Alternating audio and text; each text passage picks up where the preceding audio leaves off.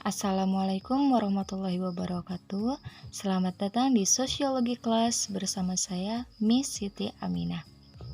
Di semester 1 ini kita akan membahas tentang beberapa bab, yaitu bab pertama yaitu sosiologi dan fungsinya, serta bab kedua yaitu individu, kelompok, dan hubungan sosial dalam masyarakat.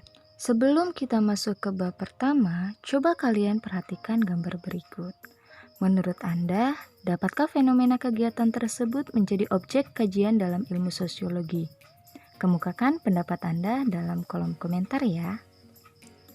Selanjutnya ada pun tujuan dari pembelajaran yang ingin kita capai. Yang pertama, melalui kegiatan diskusi mengenai ilmu sosiologi, peserta didik mampu menunjukkan rasa ingin tahunya terkait pengertian, ciri, sejarah, hingga tokoh sosiologi secara tepat. Yang kedua, melalui analisis khusus, peserta didik mampu mendeskripsikan ragam gejala sosial dalam masyarakat secara tepat. Yang ketiga, melalui kegiatan penelitian sederhana terkait penerapan ilmu sosiologi, peserta didik mampu menunjukkan sikap peduli dengan mengungkapkan gejala sosial yang ada di lingkungan sekitarnya secara tepat. Dengan subbab yang akan dibahas yaitu pengertian ilmu sosiologi itu sendiri, gejala dan realitas sosial sebagai kajian ilmu sosiologi, serta fungsi ilmu sosiologi dan peran sosiologi itu dalam masyarakat.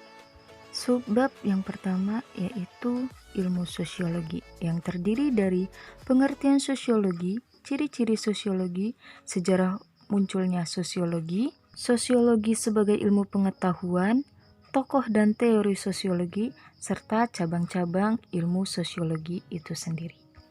Sebelum bahas pengertian sosiologi, menurut Anda yang dimaksud dengan sosiologi itu apa sih? Silahkan jawab di kolom komentar. Selanjutnya bagian dari hakikat ilmu sosiologi.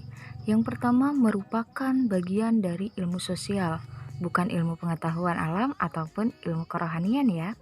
Sosiologi pun merupakan ilmu pengetahuan yang berdisiplin normatif, yang artinya sosiologi membatasi diri dengan apa yang terjadi dan bukan pada apa yang seharusnya terjadi. Sosiologi pun merupakan ilmu pengetahuan yang murni.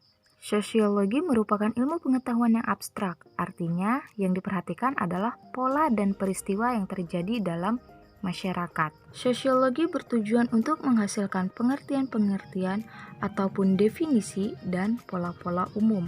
Sosiologi merupakan ilmu pengetahuan yang empiris dan rasional terkait dengan metode yang digunakannya. Sosiologi termasuk ilmu pengetahuan umum, bukan ilmu pengetahuan yang khusus. Sosiologi itu pun memiliki ciri-cirinya. Apa aja sih? Mari kita bahas. Ciri dari sosiologi itu terdapat 4. Yang pertama, sosiologi bersifat empiris karena didasarkan pada pengamatan atau observasi terhadap kenyataan-kenyataan sosial dan hasilnya tidak bersifat spekulatif. Yang kedua, sosiologi itu bersifat teoritis. Artinya, sosiologi selalu berusaha untuk menyusun kesimpulan dari hasil-hasil observasi untuk menghasilkan teori keilmuan. Sosiologi pun bersifat kumulatif, yang artinya teori-teori dalam sosiologi dibentuk atas dasar teori-teori yang sudah ada sebelumnya, kemudian diperbaiki, diperluas, serta diperdalam. Dan yang terakhir, sosiologi itu bersifat non-etis. Artinya, sosiologi tidak mempersoalkan baik buruknya fakta, tetapi yang lebih penting adalah menjelaskan fakta tersebut secara analitis dan apa adanya. Selanjutnya adalah tampilan bagian dari sejarah munculnya sosiologi.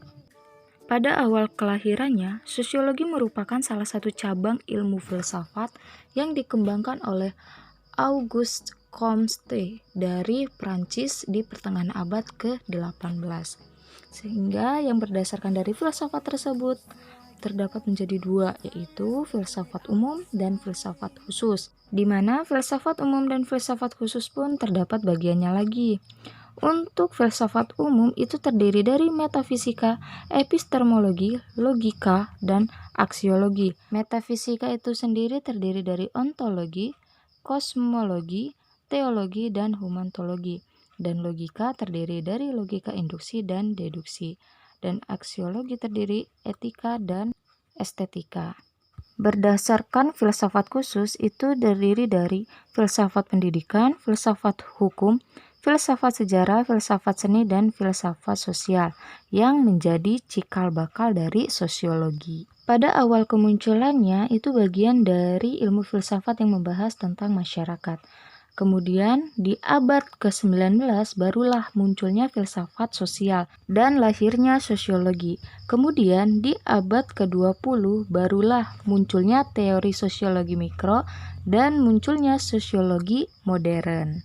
Sosiologi juga disebut sebagai ilmu pengetahuan karena yang pertama memuat pengetahuan yang dapat dibuktikan, yang kedua materinya tersusun secara sistematis, dan yang ketiga berdasarkan fakta dan pemikiran, serta yang keempat dapat diuji kebenarannya. Berikut adalah dasar-dasar pemikiran dalam sosiologi.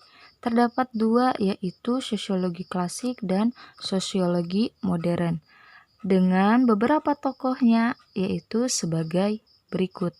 Kalian bisa lihat pada gambar yang tertera pada slide.